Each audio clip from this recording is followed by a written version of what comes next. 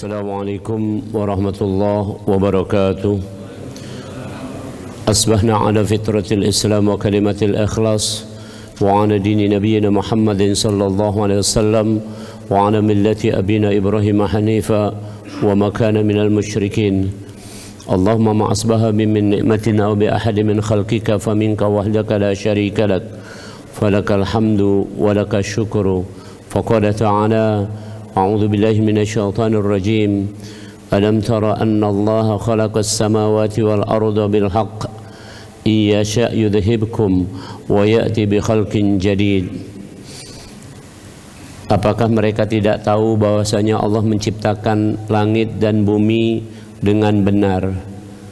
Apabila Dia berkehendak, bisa saja Allah mengganti dengan ciptaannya yang lain. Surat Ibrahim ayat yang ke-19. Hadirin, pagi ini kita akan belajar tentang ma'rifatullah, mengenal Allah.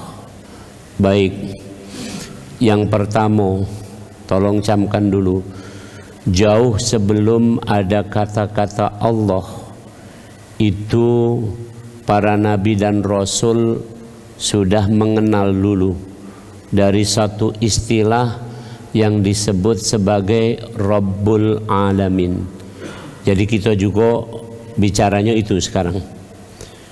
Pada waktu masih muda, Nabi Ibrahim sudah melakukan pencarian, berpikir, mencari dari apa yang dia lihat setiap hari. Dia amati bapaknya bikin patung. Habis itu patung itu disembah rame-rame, tunduk galau sama patung itu.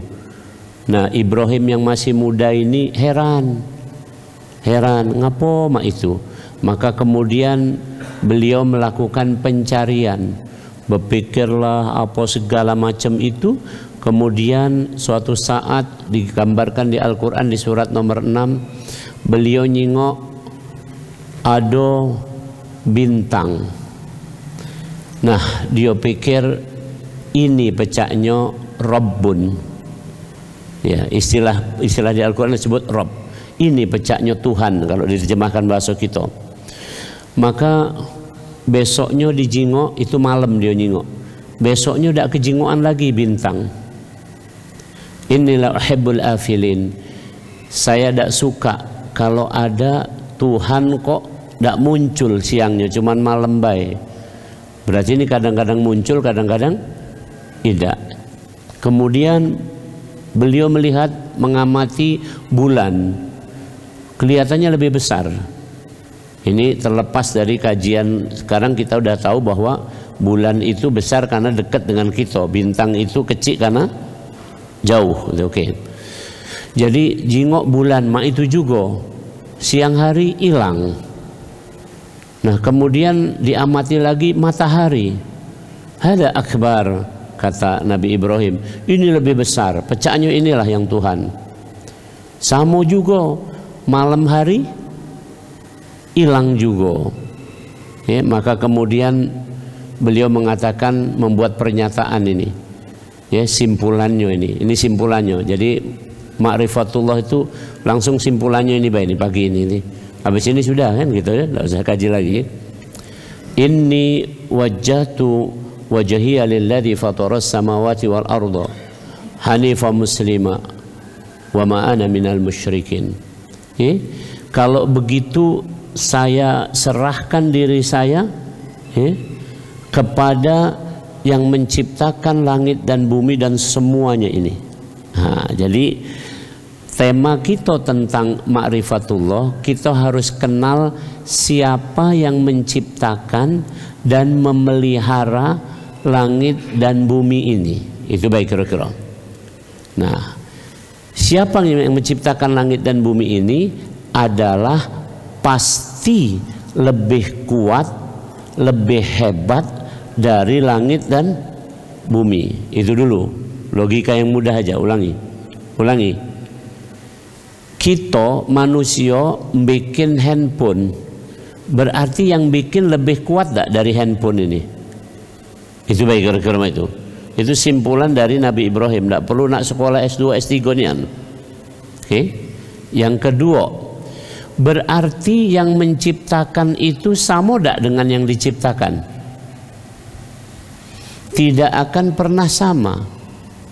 Sekarang ada yang namanya humanoid, robot berbentuk manusia. Teko kulit-kulitnya dibikin. Kalau di anatomi manusia sekarang ini sudah dijual manekin utuh manusia, harganya antara 2 sampai 3 miliar. Kalau kamu nak beli boleh ini, kunjuk tahu belinya kemana sih? 2 sampai 3 miliar itu persis manusia. Persis manusia. Tak katik nyawa baik kira-kira ini. Jadi kalau ditusuk juga berdarah segala macam gitu. Nah, ini artinya sepersis-persisnya bikinan manusia mencetak diri manusia ini tetap tidak sama dengan yang nyiptakannya, yang aslinya ini. Jadi inilah yang harus dikenali, ya, bahwa Rabbul Alamin yang kita baca di setiap sholat, Alhamdulillahi Rabbil Alamin, yang menciptakan langit dan bumi dan memelihara langit dan bumi dan semua isinya itu adalah lebih kuat dan tidak sama dengan yang diciptakan. Itu dulu, pelan-pelan, titik. Yang kedua sekarang, yang kedua, mak mano kita pacak mengenal, ya, tapi judulnya tadi Ma'rifatullah, mengenal Rabbul Alamin tadi. Mak mano kita pacak mengenal Rabbul Alamin. Oke. Ini saya urutkan berdasarkan tingkat kealiman seseorang. Makin tinggi kamu, makin pacak kamu pakai ini kaki, aku sebutkan, berarti makin alim kamu. Oke. 1. Untuk mengenal Rabbul Alamin, kita yang paling rendah memakai fitrah. Pakailah fitrah. Fitrah itu artinya kodrat apa adanya dari kita. Contoh kodrat manusia, malam ngantuk apa tidak? Ngantuk apa tidak tadi malam? Subuh ini saya masih ngantuk juga. Malam itu ngantuk, itu kodrat, itu fitrah. Gunakan rasa ngantuk itu sebagai pertanyaan. Ngapalah aku ini ngantuk? Maka suatu saat nanti kita akan ada kabar bahwa yang namanya Rabbul Alamin pastilah tidak akan pernah ngantuk. Kan tadi kaidahnya. Dia berbeda dengan yang diciptakan. Paham ini pelan-pelan. Yang kedua, kodrat manusia yang mudah-mudah baik. Seluruh orang yang paling bodoh pun ngerti. Semua orang butuh makan enggak? Butuh makan? Pernah enggak kita bertanya, makanan ini dari mana? Ternyata makanan yang kita makan misalnya ubi. Oh, ubi ini dari dalam bumi ini, artinya di permukaan bumi ini ditanam. Tanamnya tadinya tongkat, apa pecah kayu itu baik. Kaki kemudian ada umbinya. Itu dicabut. Kemudian direbus, baru dimakan. Itu fitrah baik kira-kira. Pasti orang berpikir, ngapo dia pacak besak, ngapo lemak, ngapo segala macam. Itu fitrah. Fitrah yang lain lagi. Kita galau-galau ini bernapas tak ini? Teko wong paling bodoh kalau kamu tanya, cek bernapas tak kamu? Bernapas ini. Kira-kira kamu bernapas itu, kamu pacak dewek, ada sesuatu yang menyebabkan kamu pacak bernapas. Soalnya ada wong yang mati itu berarti tidak bernapas lagi. Ngapa dia tidak pacak bernapas? Sama dengan kita. Ada paru-parunya, ada segala macam. Tapi ngapa dia tidak bernapas, kita bernapas? Ini fitrah saja. Jadi untuk mengenal Rabbul Alamin, maka gunakanlah fitrah. Gunakanlah, ini yang paling rendah. Jangan tidak dipakai. Pakailah kodrat manusia ini. Subhanallah. Itu satu. Yang kedua, kalau sudah pintar menggunakan fitrah ini, sudah pacak, naikkan dikit. Gunakan akal. gunakan akal. Oke. Akal itu makin cerdas, semestinya dia makin mengenal Rabbul Alamin, makin mengenal siapa yang nyiptakan kita ini. Contoh misalnya yang paling mudah, pakai akal, pakai akal. Ini tadi apa ini namanya, ini video ini ada di sini, ada tidak yang naroknya situ? Apa tiba-tiba ada ini tadi? Ada yang naroknya. Jadi kalau kita pakai akal, tentunya langit dan bumi ini ada, pasti ada yang ngadokannya, ada yang gawekannya. Tadi sekali lagi, balik lagi, yang gawekannya pasti lebih kuat dari ciptaannya ini, pasti berbeda dengan ciptaannya. Itu akal namanya, itu akal. Terus kita berpikir terus, makin kenceng kita berpikir, makin bisa kenal kita ini. Contoh, di Al-Quran ada dalil yang pendek baik, tapi kita belum ngomong ke sana sebenarnya. Tapi ini gambarannya belah. Kamu ribut-ribut, galak dikit-dikit terpancing kemana-mana tuh. Orang makin berilmu itu makin senyum baik. Nyingok orang-orang yang bodoh, nian, tidak lantas diladeni. Misalnya contoh sekarang ini, ada kemarin baru-baru ini ribut masalah nyamuk, bener? Nyamuk apa itu kan? Wolbachia katanya kan? Itulah aku terangkan itu. Cuman aku nyingok, aku pancing di Facebook itu yang nyingok postingan aku itu yang like cuman 20. Beda sama postingan aku kalau aku posting godo-godo 300 ini. Itu menunjukkan tingkat kemampuan berpikir.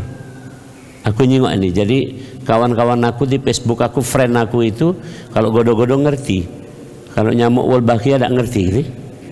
Padahal sudah sangat simpel saya taruh situ. Saya kasih contoh. Ini berkaitan sama demam berdarah.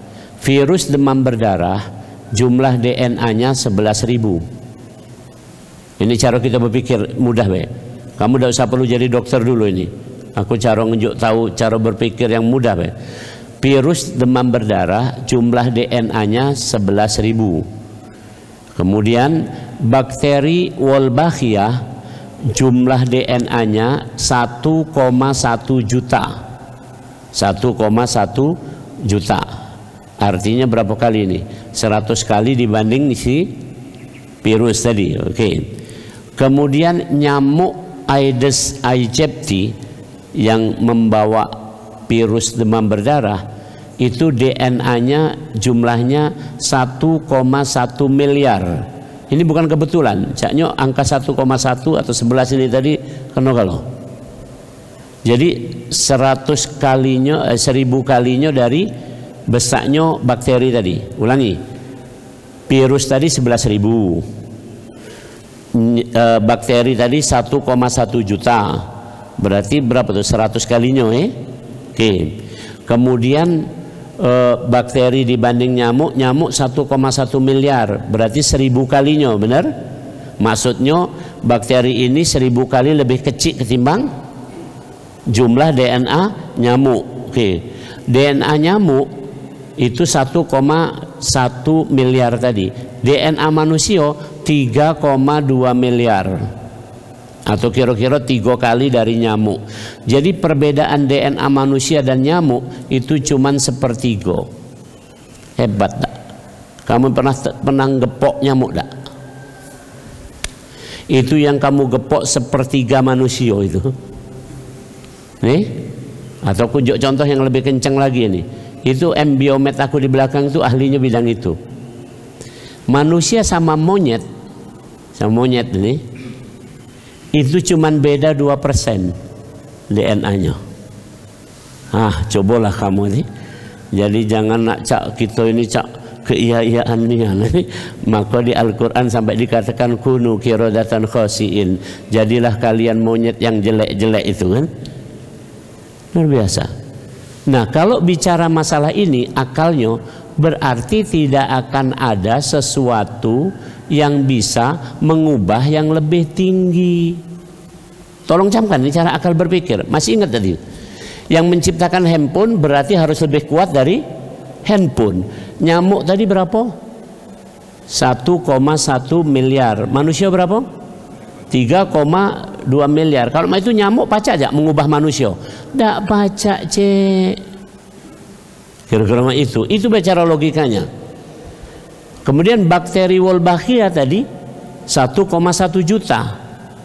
Nyamuk itu 1,1 miliar, 1000 kalinya. Pacak tidak bakteri ini ngubah nyamuk itu? Tidak pacak, kecuali cuman dia menyerang bagian tempat, mohon maaf ini tempat kandung telur dari nyamuk itu. Maka nyamuk itu kena bakteri jadi mandul. Itulah nyamuk itu disebarkan untuk menggantikan nyamuk yang subur, supaya kaget jumlah nyamuk ini turun. Setelah turun jumlah nyamuk ini, maka kemungkinan virus demam berdarah juga akan turun, karena virus ini nempel di nyamuk itu. Kira-kira itu. Nah, ini kemudian diplesetkan menjadi nyamuk bionik katanya, benar ya? Yang kamu ditakut-takuti, yang kamu terus banyak berdiskusi, habis waktu. Kapan hari itu aku datang, ada seorang, yo kalau nak diomong tinggi-tinggi pangkatnya kan, ya nanya sama aku, mak mana Prof tentang nyamuk itu kan? Ngapa kamu memikirkan itu? Pikirkan yang lain baik. Kira-kira mah itu. Hadirin Allah. Jadi yang kedua, untuk mengenal Rabbul Alamin pakai akal. Itu lebih tinggi dibanding hanya pakai apa tadi? Fitrah. Yang ketiga, untuk mengenal Allahu Rabbul Alamin atau Rabbul Alamin tadi, ini yang paling tinggi. Gunakan Al-Quran. Gunakan Al-Quran. Ini udah tingkat tinggian.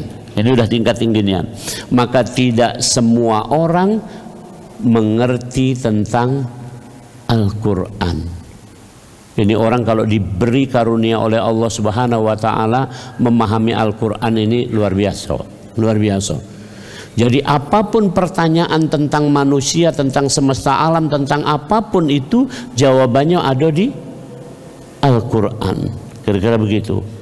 Nah, kalau kita pacak menggunakan tiga-tiganya ini, berarti kita gancang bisa mengenal Allahu Rabbul Alamin. Oke. Setidaknya kita pakai sudah tiga-tiganya ini. Cuman kapasitasnya beda-beda ini. Fitrah kita pakai, akal kita pakai, Quran kita pakai, tapi tidak lengkap-lengkap. Nah, jadilah ini seberapa kita mampu. Oke. Kemudian yang terakhir adalah apa tujuan atau manfaat kita mengenal Allah. Tujuannya cuma siko. Tolong camkan. Ziyadatul iman. Bertambah keimanan kita.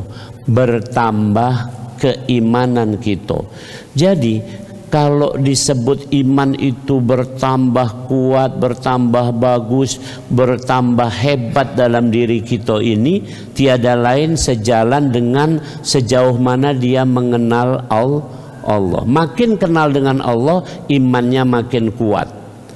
Makin tidak mengenal Allah, imannya makin lemah. Kira-kira itu. Nah, hadirin rahimakumullah, dari tiga hal yang sudah saya sampaikan tadi, inilah yang disebut sebagai at-thariq ila ma'rifatillah, yaitu jalan untuk mengenal Allah. Satu, Allah Rabbul Alamin, bahwa Allah adalah yang menciptakan dan memelihara alam semesta dan semua isinya. Itu satu. Yang kedua, bahwasanya kita gunakan apa tadi? Fitrah, urutannya akal, kemudian Al-Quran. Yang ketiga, kalau kita benar-benar mengenal Allah, berarti iman kita terus bertambah.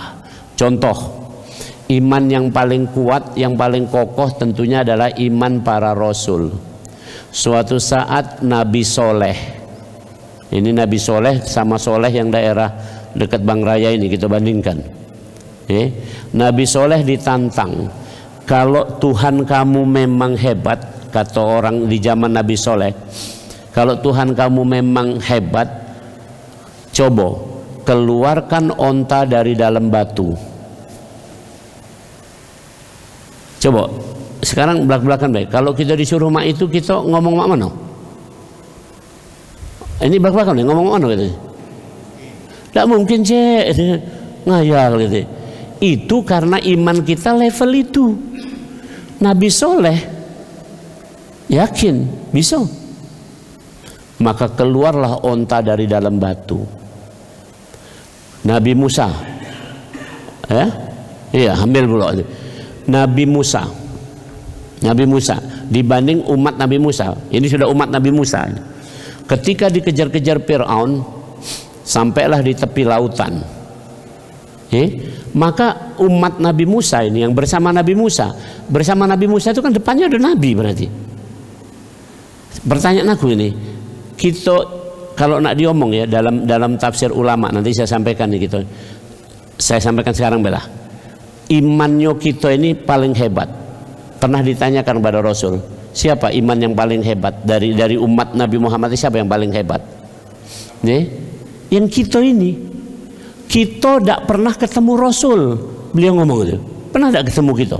Dia tidak pernah. Pernah tidak nyingok mak mano Rasul itu makan minum? Yang kita tahu dari mana? Dari yang kita baca, dari yang kita dengar dari ustadz. Tapi kita beriman, itu hebat. Maka sahabat waktu nanya, bukankah kami ini yang maksudnya yang mantap imannya? Oh tidak, kamu wajar, kamu sama aku. Nah sementara kita ini, nah Nabi Musa, zaman Nabi Musa, umatnya Nabi Musa itu sudah dibimbing oleh Nabi Musa ini, masih bersama Nabi Musa, tapi tingkat imannya mah ini kira-kira. Begitu dikejar di pinggir laut tadi, kata umat Nabi Musa ini, innala mudrakun, matilah kita. Di belakang pasukan Fir'aun, di depan lautan. Nah kemana lagi? Masuk klebu, laju klebu, diam atau mundur, ya mati. Apa kata Nabi Musa? Nabi Musa yakin, kalla inna rabbi sayahdin. Tidak mati gitu, tidak hancur gitu. Ada jalan keluar. Karena imannya Nabi Musa level ya paling tinggi. Itu karena dia mengenal Allah. Tidak mungkin Allah nyuruh ke sana, tidak katik jalan keluar. Maka kemudian kita tahu dewek, Allah berfirman, pukullah tongkatmu itu ke lautan itu, maka laut itu membelah. Dan itu konon dalam kisahnya, membelah itu banyunya tetap ada mah ini. Jadi agak aneh itu, ya memang aneh nih. Terus jalan di tengahnya tuh mulus, sampai yang lainnya juga jalan, Fir'aun juga jalan. Tapi ini sudah selesai galau, sudah mentas galau di ujung sana, Fir'aun masih sampai di tengah, nutup lagi. Itulah kelebu itu. Itu level Nabi Musa. Sekarang kita jingok lagi. Rasulullah Muhammad SAW sudah yakin banget sama kita ini. Sederhana saja. Dalam sebuah sabdanya beliau mengatakan, siapa yang menyatakan la ilaha illallah pasti masuk surga. Perhatikan kalimatnya. Siapa yang menyatakan la ilaha illallah pasti masuk surga. Ini tolong camkan. Orang yang membuat pernyataan berarti pakai pikiran apa tidak? Aku tanya dulu. Orang yang membuat pernyataan, antum buat surat pernyataan itu pakai apa dak? Pakai meterai dak? Itu menunjukkan dipikir atau tidak? Kalau di depan hukum itu pasti Anda bersengaja membuat pernyataan. Maka kalimatnya adalah asyhadu alla ilaha illallah. Asyhadu itu adalah pernyataan. Saya menyatakan tiada Tuhan selain Allah. Maka orang yang membuat pernyataan ini pasti masuk surga. Karena levelnya adalah level yang kedua tadi. Masih ingat tadi? Level pertama tadi fitrah, kodrat baik, ngakui adanya Allah karena dia ngantuk, karena dia lapar, karena dia ya butuh ini butuh itu. Itu level paling rendah. level naik lagi adalah berpikir. Level yang paling alim, level para nabi adalah levelnya Al-Quran tadi, kira-kira itu. Ya, kita juga nyerempet-nyerempet sudah diajari tentang Al-Quran itu. Jadi kalau sudah demikian, tujuan dari kita mengenal Allah adalah bertambahnya iman kita ini. Ya, contoh misalnya, mohon maaf ini, antum optimis tak bahwa Indonesia ini, negeri ini, misalnya dalam segi konteks bicara negeri ini, negeri Indonesia ini akan maju, akan bagus. Nih, kalau antum tidak optimis, disitulah tingkat imannya. Perhatikan ya, kita optimis baik.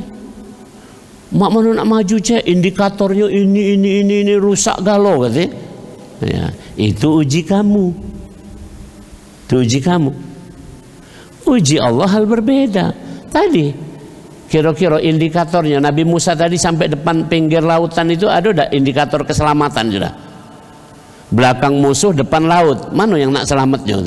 Ke pucuk, nak terbang, nak baca. Kira-kira itu. Tak kata Nabi Soleh tadi, ada tak indikator bahwa bisa batu itu mengeluarkan onta? Dari mana? Tak baca. Ya Rabbi Karim. Tapi ketika iman itu sudah sampai situ, cuman adegan iman yang sampai tingkat tertinggi itu tak baca. Antum nak ngomongkannya sekarang ini habis pengajian ini metu langsung levelnya itu jengoklah ini ada suatu saat Abu Bakar Siddiq, ini level imannya Abu Bakar Siddiq ini udah mendekati kan, udah mendekati. Level-level sahabat itu Rasul pernah bersabda, andaikan ada nabi setelah aku, itu orangnya adalah Umar. Jadi level-level Abu Bakar, Umar, Utsman, Ali itu ada level-level keimanannya sampai level itu, kira-kira itu. Abu Bakar Siddiq saking tingkat tingginya keimanan itu, waktu disuruh sedekah seluruh hartonya. Ditanya oleh Rasul, ma baqiya indaka ya Abu Bakrin, di rumahmu yang sisa apa Abu Bakar, kamu sedekah galau-galau ini? Allahu wa rasuluhu. Sekarang sampai dah iman kita sampai level itu? Sedekah galau-galau di rumah katik lagi. Kurasa kamu balik udah kena marah bini. Ini lah begawe bawa duit dikit lagi ribut bini kan. Apalagi seluruhnya kamu misalnya ini, kamu habis gajian balik ke rumah terus ngomong, Pak mana gajiannya Pak? Ku sedekahkan galau. Siso, katik siso. Kira-kira bini mak mana gitu? Mungkin bulan pertama baru bertengkar, bulan kedua minta cerai, bulan ketiga cerai nih nanti. Ya Rabbi Karim, inilah tingkat keimanan. Jadi paham, hari ini kita sudah belajar tentang itu. Pelan-pelan saya sampaikan ini karena pengantarnya dan ini cukup berat. Makanya orang yang ma'rifah kepada Allah, ini kalau soal ibadah ini soal hal lain lagi, mudah ini mudah nih. Jadi ketika orang mengenal Allah, dengan sendirinya dia akan menyembah Allah dan kemudian dia akan ikhlas. Selesai, benar itu. Karena dia tidak bisa apa-apa sesungguhnya. Maka disebutkan tentang kisah Nabi Ibrahim itu sangat jelas. Hanifa muslima wa makana minal musyrikin. Ibrahim itu orang yang lurus, orang yang berserah diri kepada Allah, dan dia bukan orang yang musyrik. Kenapa? Karena dia ma'rifah dengan Allah. Tapi Nabi Ibrahim dapat bonus ya. Seorang nabi pasti dapat sesuatu yang tidak kita dapat. Di Al-Quran disebutkan di surat 6 tadi, Nabi Ibrahim dibukakan malakutas samawati wal ard, dibukakan alam malakut, yaitu sesuatu yang akan terjadi atau segala macam dikabarkan dulu kepada Nabi Ibrahim. Suatu saat Nabi Ibrahim diajak oleh Allah, kemudian ditunjukkan tentang orang-orang yang jahat. Orang-orang yang jahat.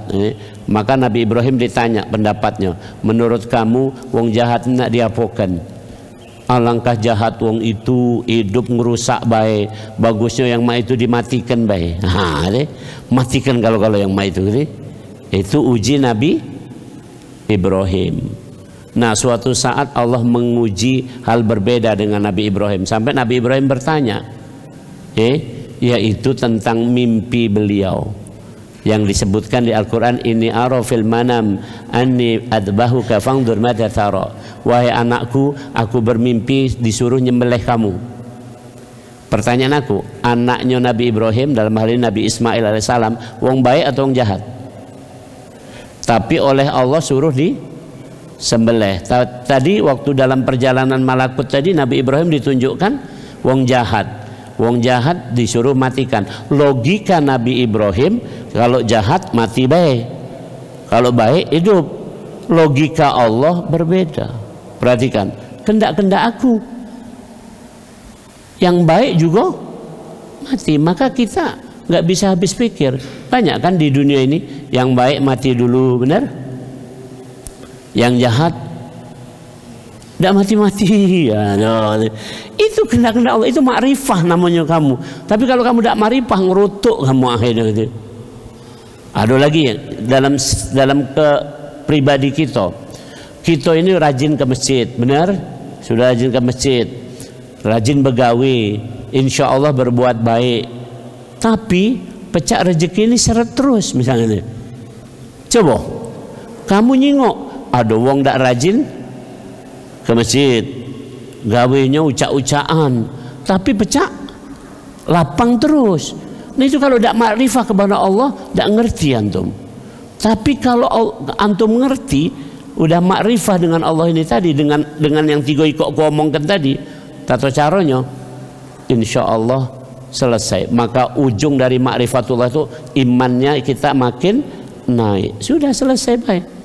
Nggak ngapo lagi keadaan ini. Saya penutupnya saya buatkan ini. Ini renungan ini sebenarnya dipandu oleh doanya Nabi Muhammad SAW. Ya, kira-kira mak ini dalam sikok baik aku sebutkan di doa awalnya. Allahumma inna maghfirataka arja min amali. Sikok itu baik. Ini doa ini biasanya dibaca sholat tahajud. Dalam hadis dikatakan ini doa yang dibaca waktu sholat tahajud. Allahumma inna maghfirataka arja min amali. Wahai Allah, ampunanmu lebih kuandalkan ketimbang amalku. Coba sampai tidak kita pemahaman ini. Jadi amal kita ini kata apa-apanya cek, yang ada cuman ampunan Allah. Ada tidak orang yang bangga dengan amalnya? Ada.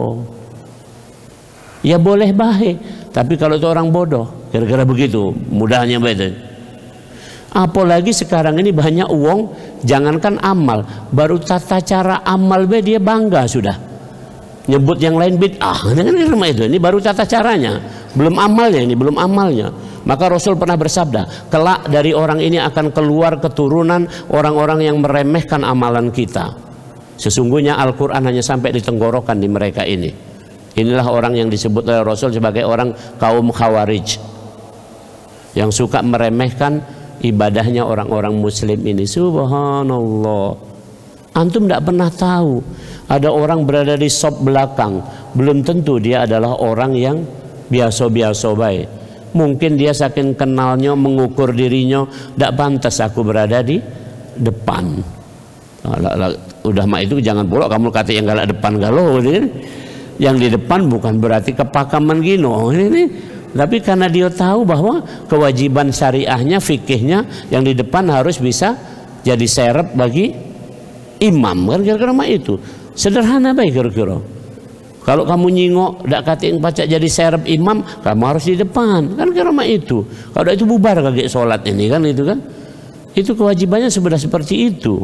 Hadirinkumullah. Jadi demikianlah pagi ini kita sudah sedikit bicara tentang pengantar, tentang at-thariq ila ma'rifatillah. Saya ulangi lagi, mengenal Allahu Rabbul Alamin dengan fitrah, akal dan Al-Quran. Tujuannya supaya iman kita makin bertambah terus, makin baik statusnya ya, bukan masalah iman naik turun nih, makin kenceng. Paling tidak sepersekiannya dari imannya para nabi dan rasul. Nah, cuman itu baik sampai di situ. Demikian, mudah-mudahan bermanfaat. Tafadhol kalau ada pertanyaan. Mana sana sini? Situ baru situ ya. Maju. Hidup.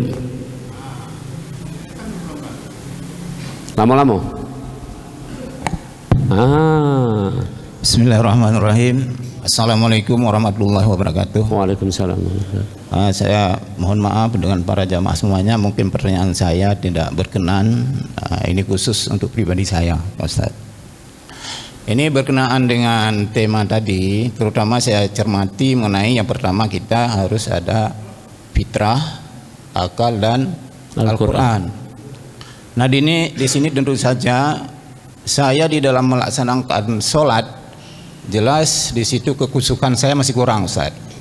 Nah, jadi saya sangat tertarik, saya senang bahwa saya sholat ini sesuai dengan fitrah saya, dengan kemampuan. Misalnya ada takbiratul niat, takbiratul ihram dan segala macamnya, mungkin di dalam pelaksanaan sholat ini kurang khusyuk. Nah, itu yang pertama.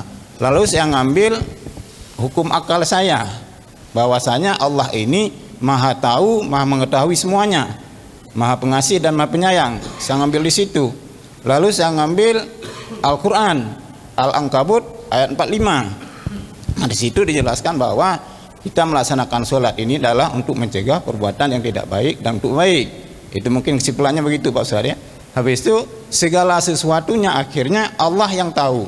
Berarti apakah bisa untuk kekusukan sholat kita itu ditunjang dengan Al-Ankabut itu tadi, bahwa segala sesuatu perbuatan kita Allah yang tahu, Allah yang mengetahui, Allah yang menentukan semuanya. Nah, biar pelaksanaan salat itu tadi yang tidak khusyuk diterima oleh Allah. Karena banyak orang kadang Ustadz bilang kalau kita nggak sholat, waktu sholat kalau kita tidak khusyuk, sholat kita itu tidak diterima. Nah, itu kadang-kadang kan menjadi beban kita, Pak Ustadz. Nah, lalu untuk menguatkan iman kita tadi, nah kita amalkan Al-Ankabut 45 tadi. Apakah boleh seperti itu, Ustaz? Terima kasih. Assalamualaikum warahmatullahi wabarakatuh. Baik, tolong camkan. Ini sebenarnya gara-gara aku ngisi pengajian ini, wong jadi bingung. Maksudnya kebingungan dalam bahasa ilmiah ada tandanya berpikir. Jadi kalau wong tidak pernah bingung berarti tidak pernah mikir. Kira itu. Oke, baik.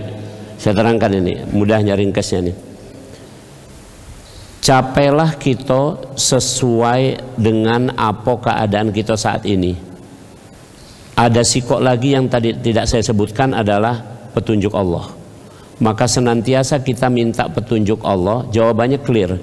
Semua yang dilakukan tadi, Kak Haji ini tadi, dan kita galo-galo itu adalah semuanya atas izin dan pertolongan Allah. Tidak pacak sholat walaupun kusuk tidak kusuk, kecuali Allah mengizinkan dan memberi pertolongan. Jadi galo-galo ini Allah. Galo-galo ini Allah. Tolong camkan ini. Tidak katik kemampuan kita, tidak katik kemampuan kita. Nah, cuman kita cerna tadi benar. Cernalah begitu saja. Ya, tadi saya bilang sebenarnya orang tuh kalau sudah ma'rifatullah ikhlas. Malah kalau tidak ikhlas tuh lucu. Kira-kira ini. Ketika kita sholat masih ingat dengan yang lainnya, dalam istilah lain tidak khusyuk, misalnya kata, ya inilah aku ya Allah, inilah aku sekarang statusnya sampai di sini. Beda sama statusnya Sayyidina Umar misalnya, ketika pesan ini panah yang nancep di punggung aku ini kakek cabut waktu aku sholat. Itu level Sayyidina Umar. Level kita mugolah, tidak usah nak yang kenceng-kenceng dikit, ada kotel dikit disenggol baik, ngapa nyenggol-nyenggolan kan? Sayyidina Umar dicabut itu levelnya, sudah sadari baik. Yang kedua tadi kan digunakan contoh, apakah sholat kita itu mencegah keji dan mungkar? Tidak usah dipikir rumit-rumit. Kamu sholat berarti kamu tidak berbuat keji dan mungkar, udah selesai itu baik. Sama mudahnya mak ini kira-kira. Teduk itu ibadah. Teduk itu ibadah. Logikanya apa? Tolong camkan. Menghindari maksiat itu ibadah tak? Wong teduk itu terhindar tak dari maksiat? Mugolah dia mimpi bebala. Mimpi bebala, tidak maksiat dia karena mimpi bebala, bukan bebalanya, mimpi bebala. Plak-pluk, mimpi, tidak apa-apa nih, kira-kira itu kan. Jadi intinya boleh. Ya, ini pertanyaan tadi menyimpulkan dari pengajian ini justru ini masing-masing kita ngukur belah kira-kira mak mano untuk ini sampai di mano itu tergantung tadi kita kemampuan kita make fitrah, make akal, make Al-Quran. Ditunjang satu lagi yang paling utama, hidayah dari Allah, petunjuk dari Allah. Maka di Al-Quran dikatakan mayahdillahu fahuwal muhtad wa mayudlil falan tajid lahu waliyan mursyida. Siapa yang dibimbing oleh Allah, ini sudah selesai kira-kira. Kalau dibimbing oleh Allah, maka kita tuh mintanya antum baca doa yang paling pokok lagi, doa dari Rasul diajarkan pada kita, ya muqallibal qulub tsabbit qalbi ala dinik. Wahai yang membolak-balikkan hatiku, yang punya hatiku, mantapkan hati ini. Jadi tidak pacak mantap kecuali, tidak pacak usuk, tidak pacak apa baik kecuali Allah yang ngenjuk petunjuk. Cuman kita sebagai manusia harus pakai 3 ikut tadi. Kan sudah ada 3-3-nya ini. Jangan sampai kita kena di surat 7 ayat 179. Lahum qulubun la yafqahuna biha. Punya hati tapi tidak pakai untuk memahami. Punya telinga tapi tidak dipakai untuk mendengar. Punya mata tapi tidak pakai untuk melihat. Maksudnya itu tadi, tidak pakai fitrah, tidak pakai akal, tidak pakai Al-Quran. Padahal 3-3-nya ini ada. Fitrah ada tadi, akal ada, Quran ada, pakai itu. Nah kalau sudah pakai itu sesuai kadar masing-masing. Kita tidak ngerti kadarnya yang setinggi-tingginya, tapi jadilah kadar ini kita sampai di sini. Demikian. Fadhal. Bismillahirrahmanirrahim. Assalamualaikum warahmatullahi wabarakatuh. Waalaikumsalam. Berbicara jalan menuju ma'rifatullah, tadi kan ada fitrah, akal, dan Al-Quran tadi Pak. Seringkali dalam perjalanannya hal-hal seperti itu tertutup atau terhalang oleh nafsu. Karena nafsu yang sifatnya sering terikat dengan kebendaan ya, atau materi, sehingga orang-orang menganggap bahwa ma'rifatullah itu tidak penting, yang penting materi itulah. Jadi artinya sampai muncul ungkapan surga itu tak indah lagi katanya Pak. Karena istana sudah dia bisa bangun di dunia, selir sudah dia datangkan di dunia dan lain sebagainya. Nah, dalam hal nafsu ini artinya yang menjadi penghalang ini ada 2 kan, ada nafsu alhamaha fujurha wa taqwa, itu ada nafsu yang cenderung kepada keburukan, ada yang cenderung kepada kebajikan. Nah, apakah ini juga fitrah gitu? Kadang manusia sesat, kadang manusia baik gitu. Nah, itu yang pertama. Yang kedua terkait akal. Akal tuh beda dah Pak Ustadz dengan otak ya. Karena secara ilmiah orang sering membagi otak itu ada 2, ada otak kiri, ada otak kanan. Kalau otak kiri itu sifatnya linier gitu ya, eksak gitu. Kalau otak kanan itu sifatnya spiritual. Nah, bagaimana itu diciptakan oleh Allah pada diri manusia ya, yang seharusnya saling melengkapi tapi justru kadang saling bermusuhan atau saling meniadakan. Makasih. Assalamualaikum warahmatullahi wabarakatuh. Saya jawab yang kedua dulu ya. Istilah akal dalam agama itu bisa bermakna global, keseluruhan. Misalnya gini, akal bisa sama dengan ruh. Akal bisa meliputi berpikir dan sekaligus memutuskan. Jadi hati, akal itu bisa disamakan akal. Itu sebutan global. Jadi kalau antum baca kitab, misalnya contoh di Ihya Ulumuddin atau antum baca Al-Quran baik, ketika ngomongkan akal itu berarti global, keseluruhan tadi itu. Jadi hati sudah masuk di situ, ruh juga di situ, kira-kira anggaplah seperti itu. Ini kita bicara itu. Nah tadi pertanyaannya spesifik yang kedua ini, akal dan otak kira-kira. Oke, baik, kita jingokkan. Tadi dari dalil kita yang hari ini kita belajar, tolong camkan, fitrah itu adalah kodrat. Ini semua teko yang tidak bisa berpikir pun bisa ngerti. Contohnya kucing itu fitrahnya kalau melahirkan tembuninya diapain? Pernah nyingok kucing melahirkan? Belum? Kalau belum, kapan-kapan nyingok lah kucing melahirkan. Aku baik sekali nyingok, pas di awal nyingok tak heran-heran, tembuninya dimakan, bersih. Jadi kucing itu tidak katik bekas kalau melahirkan, tembuninya dimakan. Kalau kita dimakan tidak oleh emak itu kan, dikuburkan. Rusak namanya. Oke. Itu fitrah sudah. Jadi kucing pun tahu. Jadi kalau kamu melahirkan tembuninya, makanlah gitu. Itu fitrah. Ini pakai ini. Yang kedua adalah akal tadi. Oke, jelas. Yang ini kita nak ngomongkan. Dalam hal ini berpikir. Yang ketiga Quran. Quran ini masalah hati. Ini kapan-kapan kita belajar ini lagi, agak diperdalam dikit. Kenapa Quran masalah hati? Di Al-Quran disebutkan nazala bihi ruhul amin ala qalbika. Al-Quran ini dibawa malaikat Jibril turun ke dalam hati. Jadi bukan turun ke akal, tapi turunnya ke dalam hati. Nah, tapi tadi saya sudah sampaikan istilah akal kalau bersifat umum termasuk hati. Tapi kalau spesifik ditanya sama ini, akal yang dimaksud adalah berpikir. Nah, kalau di Al-Quran disebutkan juga mendengar, melihat. Itu bagian dari proses berpikir. Kalau secara ilmu kedokteran saya boleh sampaikan, mendengar itu di bagian sebelah samping ini, melihat itu di bagian sini tengah sampai ke sini, ke belakang. Maka bagian otak ini seluruhnya sebenarnya isinya adalah mendengar dan melihat. Itu keren cara ini. Itu kalau nak dibuktikan secara anatomi. Oke, baik. Kemudian ada otak yang dibagi dua, ada jembatannya. Ini otak kita belahannya dua, ada jembatannya. Otak yang sebelah kiri ini cenderung berpikirnya kepada yang nyato-nyato baik.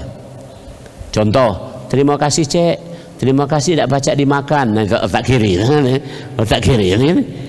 Tapi kalau terima kasih cek, sama-sama, nah itu otak kanan yang ngomong itu. Tapi yang tadi yang berikinan tadi, itu otak kiri. Nah, itu cuman masalah penempatan fokus baik, cuman masalah fokus. Nah, tapi memang misterius ini.